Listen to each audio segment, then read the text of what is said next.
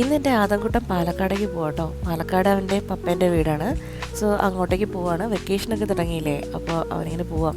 Ryan ബേബിക്കാണെങ്കിൽ ആദംകുട്ടനെ വിടാൻ തീരെ താല്പര്യമില്ല കേട്ടോ. ഇത് ആക്ച്വലി ഞങ്ങൾ പോകുന്നത് അവൻ്റെ ആൻറ്റി വരുന്നുണ്ട് അവനെ കൂട്ടാൻ വേണ്ടിയിട്ട്.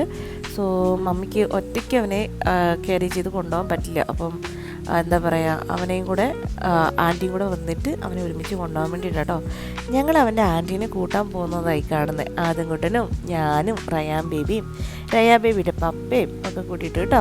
ആദംകുട്ടൻ ഒത്തിരി എക്സൈറ്റഡ് ആട്ടോ പോകാൻ വേണ്ടിയിട്ട്. കാരണം അവിടെ കുട്ടികളൊക്കെ ഉണ്ട് കളിക്കാനും ചിരിക്കാനൊക്കെ ആയിട്ട് കേട്ടോ. ഇതാ നമ്മുടെ അഞ്ചു എത്തി, അതായത് എൻ്റെ നാത്തു ആദംകുട്ടൻ്റെ ആൻറ്റി എത്തി. അവനാണെങ്കിൽ അവനെ പീച്ചി ഉമ്മ കൊടുക്കാം കേട്ടോ. കാരണം വെച്ചിട്ടുണ്ടെങ്കിൽ അവൾ ഒത്തിരി കാലം കൂടിയിട്ടാണ് അവനെ കാണുന്നത് തന്നെ കേട്ടോ. സോ എന്തായാലും ആദംകുട്ടൻ വെക്കേഷൻ അടിപൊളിയാക്കാൻ വേണ്ടിയിട്ട് അവൻ്റെ പപ്പേൻ്റെ വീട്ടിലേക്ക് പോവുകയാണ്. അവനെല്ലാം ഒരുങ്ങി ഡ്രസ്സപ്പ് ചെയ്തു. വന്ന ബസ്സിന് തന്നെ തിരിച്ച് പോകേണ്ടത് കൊണ്ട് അവരെല്ലാം വേഗം റെഡി ആയി കേട്ടോ. മമ്മിക്ക് ടാറ്റ ബൈ ബൈ ഒക്കെ പറഞ്ഞ് ആദംകുട്ടൻ പോവാണ്. ആദംകുട്ടനാണെങ്കിൽ ബസ്സൊക്കെ വെയിറ്റ് ചെയ്ത് ഇങ്ങനെ ഇരിക്കണം. ബസ് വന്നു, ഞങ്ങൾ ആദംകുട്ടനെ ബസ്സിൽ കയറ്റി വിട്ടു കേട്ടോ.